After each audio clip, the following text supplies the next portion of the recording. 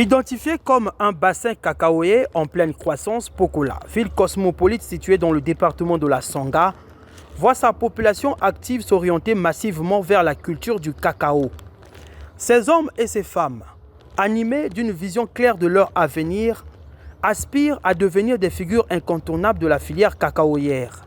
Ces acteurs, portés par l'ambition de structurer leur activité et d'occuper une place prépondérante dans la chaîne de valeur, ont été identifiés par le FIGA, Fonds d'impulsion, de garantie et d'accompagnement qui, en partenariat avec le Centre de développement économique et social, a organisé une session de renforcement de capacités.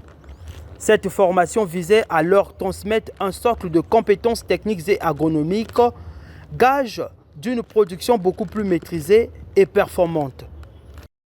Nous venons donc de tenir un atelier sur l'initiation à l'entrepreneuriat. Effectivement, ça s'est bien déroulé, du fait qu'il y a eu beaucoup de participants et un engouement. Et les gens comprennent actuellement la vision du FIGA, qui est un établissement de l'État qui a pour mission d'accompagner et d'appuyer des porteurs d'idées, et pour appuyer, valoriser, structurer les idées afin qu'ils bénéficient effectivement d'un crédit. Question de réduire la pauvreté dans le pays. On ne veut plus trop entendre des histoires que les gens sont en train de créer ça et là, il n'y a pas l'emploi. L'emploi se crée déjà à travers le FIGA. Et donc c'est une belle initiative. Dans une logique d'accompagnement global, le FIGA prévoit par la suite un appui financier sous forme de microcrédits et de crédits adaptés. Cette démarche stratégique entend guider les producteurs vers une cacao-culture compétitive, durable et économiquement rentable.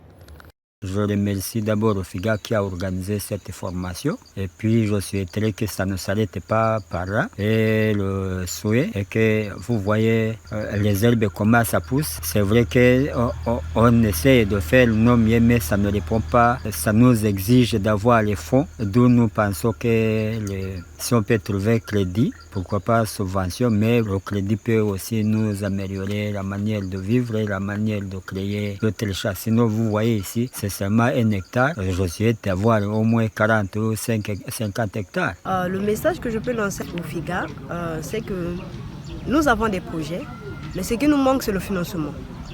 On peut bien faire, mais ce qui nous manque, c'est le financement. Donc, si le FIGA peut nous aider à nous donner ce que nous avons besoin, nous allons bien faire nos projets et à réaliser ça jusqu'à terme. Les bénéficiaires ne cachent pas leur assurance avec les ressources requises. Ils se disent en mesure d'accomplir de véritables miracles. Vraiment merci na FIGA, na nyonso na sala vraiment merci na Yann vraiment FIGA vraiment na ba formation Yann vraiment merci vraiment. Mbela na kubwaka na FIGA a continuer kusunga biso toza biso et tant que agriculteur tozana besoin ya soutien ya FIGA soki kaka biso moko boye tokoki te donc tokosenga na FIGA akobana ko accompagner biso et tant que agriculteur. Le FIGA a vu le jour le 5 juillet 2019 comme établissement public administratif et en tant que structure dédiée à l'appui des TPMEA opère conformément aux orientations de son conseil d'administration.